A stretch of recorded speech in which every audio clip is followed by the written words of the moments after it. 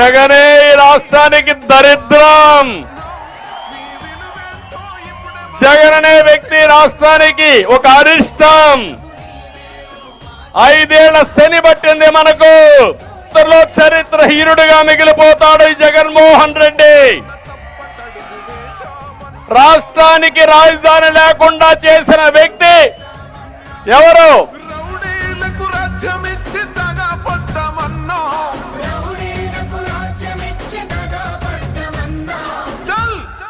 ఒక్కడే వేల సైన్యమై అన్నావో చంద్రన్న గంటి రెప్పలా మము కాచినవు. మా ధైర్యం నీవన్నా. మేము 6 కోట్ల మంది ఆంధ్ర